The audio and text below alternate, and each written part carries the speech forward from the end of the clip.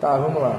Meu nome é Marcos Vinícius, tá? Sou bombeiro profissional civil e eu vou estar dando uma explicação assim para aqueles que trabalham em locais onde não tem a presença do bombeiro civil. Você tem ali a presença de extintores e não sabe o que fazer caso ocorra o princípio de incêndio. Preste atenção que eu falei princípio de incêndio, que a gente não costuma atuar em incêndios de médio e grande porte, pois quem atua nesses tipos de incêndio é o bombeiro militar. Então, qualquer tipo de incêndio que você veja ocorrendo, você já liga o 93 e já pede seu socorro através do bombeiro militar. Nunca coloque sua vida em risco, tá? Sempre avalie a cena. Você nunca entre no incêndio sem prestar atenção ao seu redor. Você tem que sempre avaliar a cena. Logo de início eu deixo claro isso. Então, para começar a explicar sobre isso, vamos começar do início, sobre as classes de incêndio. E nós temos a classe A, a classe B, a classe C, a classe D e temos também uma classe K, que é utilizada aqui no Brasil, mas é uma classe que vem lá dos Estados Unidos, uma classe que é utilizada em outros países. Então vamos lá, vamos dizer por que tem essa classe K, né? E por que é K? Se tem o A, o B, o C, o D, por que vai para o K? O K é porque vem da palavra kitchen, que é a cozinha em inglês. Então é um tipo de classe que é mais voltada para incêndios em cozinha, resumidamente explicando. Agora vamos falar a respeito da classe A. De forma resumida, tá? A classe A, ela é caracterizada por materiais sólidos. Então a gente tem aí madeira, a gente tem papel, a gente tem tecido, a gente tem borracha. Uma coisa que é importante se tratar desse incêndio é que ele queima tanto em superfície quanto em profundidade. Então, sempre que houver esse incêndio desse ou um incêndio mesmo, é sempre importante chamar o bombeiro militar, porque esse é um incêndio que deixa resíduo, a famosa brasa ali, fica com a brasa na parte da superfície. Então, por deixar resíduo, tem que ser feito um excelente rescaldo. O rescaldo eles ficam revirando ali, até apagar por completo, não sobrar nenhuma brasa nesse tipo de incêndio de classe A. O extintor que é mais usado é o extintor de AP, o qual ele atua com o método de resfriamento. Também pode ser usado o extintor de reação, de quebra de reação de cadeia, como por exemplo o extintor de pó ABC, entendeu? Ele pode ser usado tanto no A, quanto no B, quanto no C. Um outro tipo de classe que temos é a classe B. A classe B é a classe dos líquidos inflamáveis, tá? Que nós temos como gasolina, tinta, temos aí o óleo, o álcool, a graxa também. Mas a graxa não é sólida?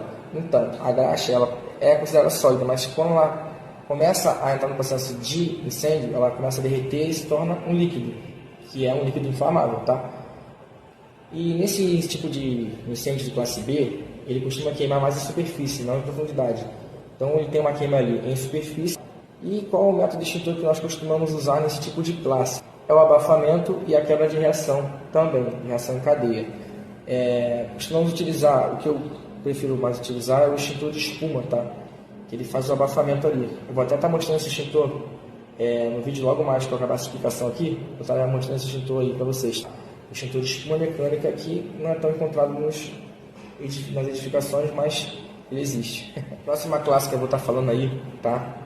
É a classe C, que é a classe dos materiais elétricos energizados. Aí entra essa classe motores, transformadores, quadros de energia, aparelhos domésticos. É um tipo de incêndio que nós utilizamos o extintor de CO2 e alguns utilizam o extintor de pó químico também. Eu não gosto muito de utilizar o extintor de pó químico porque ele vai deixar resíduo, é um extintor que deixa resíduo. Então, você pode usar no seu computador, mas ele possivelmente pode ficar inativo depois de ser utilizado devido à presença de resíduo em seu interior. Então, eu costumo mais utilizar o de CO2, que é também um incêndio, que ele é um material, às vezes, né? A pessoa pode chegar e falar, poxa, mas eu desliguei o disjuntor, desliguei a energia toda do local. Então, ele pode ser caracterizado como um incêndio classe A? E a resposta é não. Porque alguns eletrodomésticos, alguns equipamentos elétricos, eles têm uma coisa chamada capacitor. O capacitor, ele guarda a energia, entendeu? No seu interior. Então, se você tacar água e pegar no capacitor, aquilo ali vai carregar a energia, aquilo ali pode dar um curto, pode acontecer várias coisas, tá? Que não seria legal para você no princípio de incêndio, beleza? Vamos agora passar para o incêndio classe D, tá? Que é a classe dos metais pirofóricos ou metais combustíveis, como também são chamados. Nessa classe, né, nós temos a presença aí de magnésio, selênio, antimônio, alumínio fragmentado, zinco, titânio. Posso falar aqui vários tipos de metais combustíveis. Esse tipo de incêndio é um pouco diferente, né? O material ele é reagente, tá? Com a água pressurizada, tá? Então é um incêndio um pouco diferente, que costuma ser usado nesse tipo de incêndio, um extintor de cloreto de sódio.